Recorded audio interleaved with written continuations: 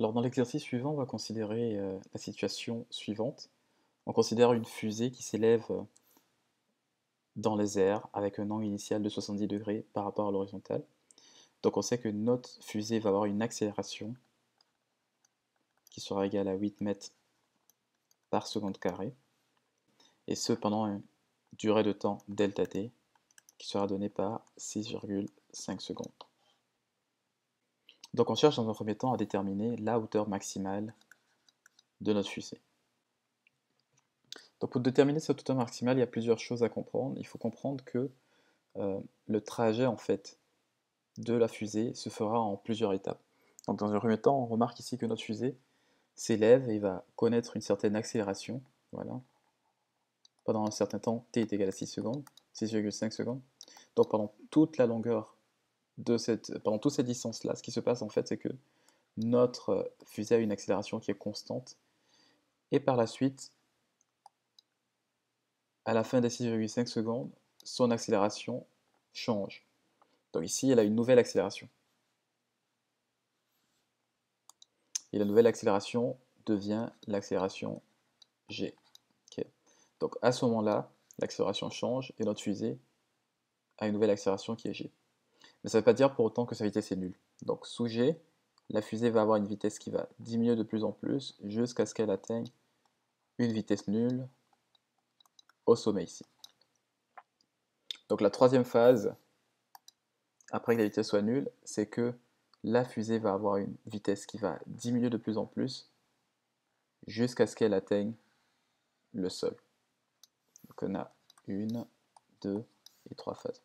Donc pour trouver la hauteur, la première chose à savoir, c'est de connaître la hauteur à laquelle la fusée se trouve à la fin de la première phase. On va appeler ça Y1. Ici, on va considérer un mouvement qui se fait de façon rectiligne. Okay. Donc on aura une équation de la cinématique pour la première phase.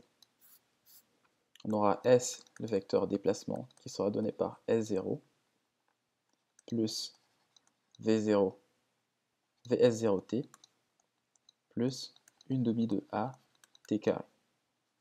Okay. Donc ça, c'est la direction d'un vecteur que je vais appeler R.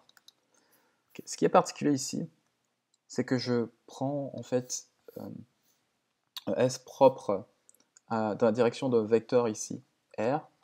Pourquoi? Parce que j'ai besoin de connaître cette longueur-là. Okay. Donc pour la première phase, on ne va pas commencer par décomposer cet élément-là ici sur les différents axes, mais on va chercher directement cette distance-là donnée. C'est pour ça qu'on a une équation de la cinématique ici qui est donnée par rapport au vecteur déplacement R ici. Okay. Donc si on considère notre équation, on sait que à cette position-là, on aura l'équation suivante. Donc S sera égal à la position initiale, donc ici 0, plus la vitesse initiale, ici notre fusée a une vitesse qui est nulle initialement, donc 0 fois t, plus une demi de notre accélération qui est 8 t au carré. Ok, donc on sait que ce déplacement va se faire pendant pendant un temps de 6,5 secondes, donc on aura ici S qui sera donné par 4 fois 6,5 au carré. Donc on obtient ici 169 mètres. Okay. Donc c'est-à-dire que la distance ici, qui sépare le sol de ce point-là, est de 169 mètres. Mais ce qui nous intéresse ici, c'est la hauteur. Donc pour trouver la hauteur, on va utiliser nos relations trigonométriques. On sait que la hauteur ici correspond au côté opposé ici. Donc ça veut dire que sinus de notre angle, qui est 70, est égal encore à ce côté opposé là, donc notre hauteur, divisé par la distance ici, 169 mètres. Donc on a encore que notre hauteur sera égale à 169 mètres fois sinus de 70.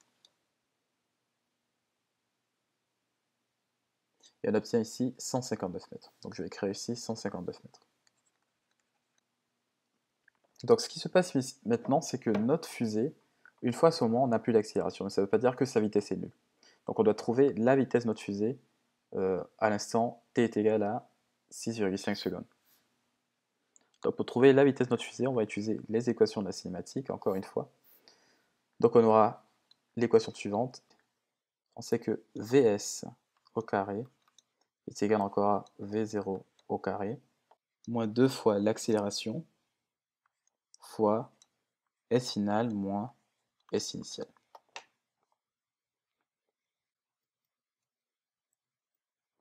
Donc on a ici que notre vitesse Vs est égale encore à la vitesse initiale V0 plus l'accélération fois le temps. Donc on sait que la durée du trajet est de 6,5 secondes. C'est-à-dire que à notre point, Vs sera égal à 8 fois 6,5 secondes. Donc on obtient une vitesse ici qui est égale à 52 mètres par seconde.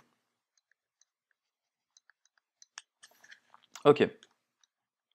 Donc rendu à ce niveau, il faut faire attention. Maintenant, on s'intéresse une fois de plus à notre trajet de ce point-là jusqu'au point maximal. Donc on sait que la vitesse en ce point-là, ici, est donnée par 52 mètres par seconde. Mais 52 mètres par seconde, c'est la vitesse qui se fait dans la direction du vecteur R. Mais nous, on cherche la composante de la vitesse par rapport à Y. Parce que c'est la composante de la vitesse par rapport à Y qui s'annule au maximum ici. Donc pour trouver notre vitesse par rapport à Y, on va multiplier notre vitesse qu'on a trouvée par sinus de 70 degrés.